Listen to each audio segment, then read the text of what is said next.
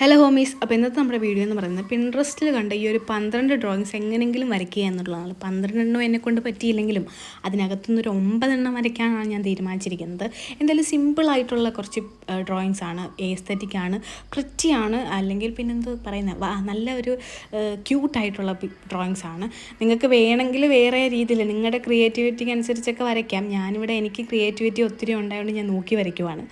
എന്തായാലും അത്യാവശ്യം നല്ല ഒരു ക്യൂട്ടായിട്ടുള്ള ഡ്രോയിങ്സ് ആണ്. അതുകൂടാതെ ഞാനിവിടെ എടുത്തിരിക്കുന്നത് യെല്ലോ കളർ പേപ്പറാണ്. Yellow colour paper each side 6 centimetre വീതം എടുത്താണ് ഞാൻ കട്ട് ചെയ്തെടുത്തിട്ടുള്ളത്. നിങ്ങൾക്ക് വേണമെങ്കിൽ വൈറ്റ് പേപ്പറും എടുക്കാം, എന്തായാലും നല്ലതാണ്.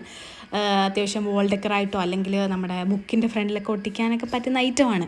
ഇത്രയും ചെയ്തു വന്നപ്പോഴത്തേക്ക് ഈ ഒരു ലുക്കാണ് നമുക്ക് കിട്ടിയിരിക്കുന്നത്. ഇനി ഞാൻ വിചാരിച്ചു ഒരു ബ്ലാക്ക് പെന്നൊക്കെ വെച്ചൊരു ഔട്ട്ലൈനൊക്കെ കൊടുക്കാമെന്ന്. അത്യാവശ്യം എനിക്കത് കണ്ടപ്പോഴത്തേക്ക് അത്യാവശ്യം ഇഷ്ടപ്പെട്ടു.